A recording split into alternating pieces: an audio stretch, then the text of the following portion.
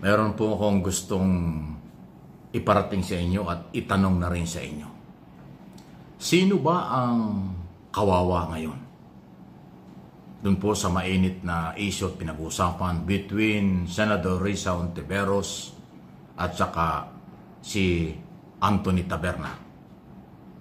Alam nyo, si Anthony, kilala ko yan. Matagal din pong nagkasama kami sa Kongreso bilang mga reporter kami noong araw. Reporter kami, pareho kami naka-assign doon. Ako ay nasa ibang company. So, yun naman ang trabaho ng media pag na-assign ka kung saan lugar. Pag reporter ka, di pagka news anchor na nasa studio na yan. So, kilala ko yan. Kilala ko si Anthony. Nalihitimong mamamayan. Okay? Kaya lang naitatanong ko kung sino ang kawawa. Kasi ngayon, sa sitwasyon, idinamay na yung kanyang anak . Medyo ibang level na yun. Ano mang kasing issue, pagka pamilya na ang nadamay o idinadamay, nag-iiba na ho talaga ang laban. Nagiging personal na yan at saka malalayo sa tunay na issue. Kasi pasintabi na alam naman natin na nagkaroon ng problema si Anthony doon sa kanyang anak dahil nagkasakit. Wala namang magulang na ginusto yun. Pero nagkasakit, nagtagumpay naman sa pagpapagamot. Di ba? Pero dinamay ng iba. So, yun na yung masakit yun, matindi yun. Pero ang tanong ngayon, sino ba ang gumawa ng paninira sa kanya? At paano ba nangyari yan? Nangyari po kasi, matindi pong idinidiin ni Mr. Taberna na mayroong insertion daw po na halagang 3 bilyon si Risa Hontiveros. Sa kabila ng marami ng pahayag si Hontiveros na hindi totoo yan, yan ay interpretation lang siguro ni Taberna dahil sa kanya ang tingin ni Taberna yata yung amendment at saka insertion iisa. Abay magkaiba po yun.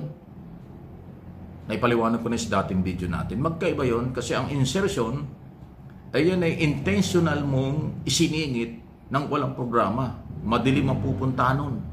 Malamang mapunta nga sa korupsyon yun. Pero ang amendment, hindi. Kasi yung proposed budget, sa budget lang ho tayo, yung proposed budget na isinumiti ng Malacanang, subject for amendment yan. Yan ang trabaho ng Kongreso at Senado. Na-approvean yung budget. Ang trabaho ng Kongreso at Senado ay mag-approve ng budget. Wala silang karapatang magdagdag at bawasan ang original na proposed budget ng Office of the President, Executive Department. Doon pumapasok yung amendment. Yung isang departamento, babawasan, i-amend yan, dadalhin sa kabila. Normal yun. Sa kahit anong proposed bill sa Kongreso at Senado. Yung amendment, legal yun. Yung insertion, delikado talaga yun. Kasi pag insertion, wala yung sa original na proposed budget, proposed ng Malacanang . Wala yun. Kaya nga insertion, isiningit mo lang, tapos naglagay ka ng pondo, tapos lagyan mo ng project, delikado yun. Kasama dyan yung unprogram. Yung unprogram, yun ang pinaglalagyan ng insertion. Yung insertion, unprogram, yun ang delikado. Pero yung amendment, legal yun. Kaya magkaiba yung amendments at saka insertion. Ang problema, ang interpretation yata ni Mr. Taberna ay iisa yun. Napapang pinapalabas niya, yung amendment niya, insertion. Kaya sila nagtatalo dyan. Ang problema ngayon, siyempre, si Hontiveros ay Piklawan, Dilawan, Liberal Party. Maraming followers yung partidong yan, ang grupong yan. Binabatikos ngayon si Taberna. At posibleng doon din nanggagaling, kung saan nanggagaling. Yung batikos kay Taberna, kasama yung kanyang pamilya na damay na. Ang pinagbibintangan si Jokno, si Dilima, hindi naman ganun.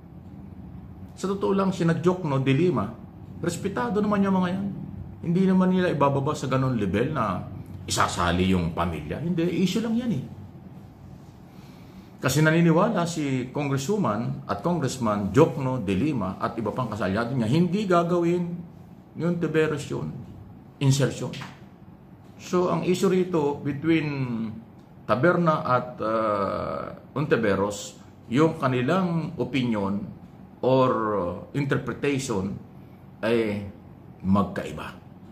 Ulitin ko, sabi ni Hontiveros, wala siyang insertion. Amendment lang ang kanyang ginawa.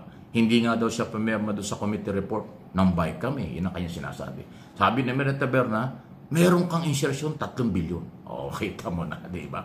Kaya ho lumaki yan. Pero ang tanong lang Mr. Taberna, huwag ka na magalit. Tanong lang ito. Bakit init na init ka kay Antiveros? Bakit nasilip mo at patuloy mong idinidiin na insertion yan?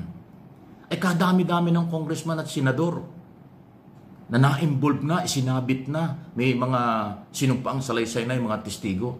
Bakit parang wala ka naman sinasabi doon? Bakit tahimik ka isa-iso ni Escudero, ni Villanueva, ni Bong Revilla, Binay, sino ba? Estrada, di ba?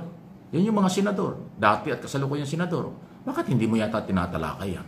Bakit si Rizal lang ang nasilip mo? Nagtatanong lang. Sa Kongreso, Saldico, Romualdez, at saka yung 20 congressman pa. At ako nga naniniwalang hindi lang yan, marami pa. Baka hindi lang 100 yan. Mga dating senador, dating congressman, at kasalukuyang mga mambabatas. Hindi lang 100 yan, napakarami yan. Bakit si ano lang nasilip mo? Na yung nasilip mo, sabi mo may dokumento ka, wala namang problema yung dokumento. Mali lang interpretation siguro. Kasi nga, sa'yo yung amendment at saka insertion isa. O kaya ka binabatikos. Di ba? Ngayon kung lahat ng isinangkot, lahat ng sangkot sa insertion ay pinangalanan mo at diniin mo, abay maniniwala ako sa iyo. Pero kung sisingle out mo lang yung Hontiveros, abay talaga marami kang makakaaway dyan. Dahil marami rin supporters yung mga yan. Di ba? Mabuti kung ganun lang ay kung isipin ng mga taong pinagtatakpan mo yung mga senador at congressman. Na pangalanan na, abay may problema ka dyan, Mr. Taberna. Yan ay aking opinion. May problema ka kung nakita mo si Hontiveros, hindi mo nakita yung iba. Dapat nilahat mo na lang. Total, inumpisahan mo na eh. Hindi ka naman nagyayabang. Talaga lang ganyan ang style mo. Binagdidiinan mo may dokumento ka. Bakit dokumento lang against Hontiveros ang nakita mo? Bakit wala kang dokumento tungkol dun sa iba? Ay public document ang libro ng batas, libro ng budget, ay public document. Bakit isang senador ang nakita mo at pinagdidiinan mo ngayon? Nagtatanong lang ulit. Hindi masama magtanong. So, ako'y naaawa sa iyo dahil ako'y isa ring padidi pamilya, nadamay yung pamilya mo sa isyong ito, mag-adjust ka, Mr. Taberna. Baka nasa iyo rin, kaya pati pamilya mo dinamay. Pero ako naniniwala, ulitin ko, yung mga congressman at senador, mga professional na mga tao, hindi naman nila gagawin yung idamay yung pamilya mo. Yun siguro mga troll o kung sino man, DDS, kung sino-sino, alam mo naman. Sa social media, maraming nagko-comment. Baka yun ang bumabanat sa'yo. Pero yung mga taong iba dyan, hindi naman pipersonalin ka. So, posibleng ikaw ay may pagkakamali o pagkukulang. Ayusin mo rin. Advice ko nga sa'yo para maging mas maganda, silipin mo ng lahat. Total, naumpisahan mo yan Huwag mong ipagdiinan ng isang tao lang. Kasi talagang kukuyugin ka ng mga tao. Nakakampi ni Hontiveros kasi talaga namang may record dyan na hindi involved sa korupsyon. Sinisiraan lang siya ng iba kasi alam mo na kung anong dahilan. Pinakulong yan, nakulong si Kibuloy, nakulong si Duterte, nakulong ang mga Goo at ang nawasak ang Pogo operation dahil sa ingay ni Hontiveros. Yun Ayun ang kailangan ng bayan O yung mga senador na na-involved sa flood control scam. Ano bang ginawa ng mga yan? Pakasilip na lang para palagay ko pag sinilip mo lahat, mag-iiba ang dating. Pakilang Tinuturing ko rin hanggang ngayon, kaibigan ko si Mr. Taberna. Pareho kaming mamamahayag niya ng ilang dekada na. Pareho tayong vlogger nito, naghahayag sa social media, pero may kanya-kanya tayong interpretation at opinion sa mga nangyayari. Kaya lang, naaawa rin ako sa kanya kasi yung kanyang pamilya dinamay. Ano po ang inyong masasabi dyan?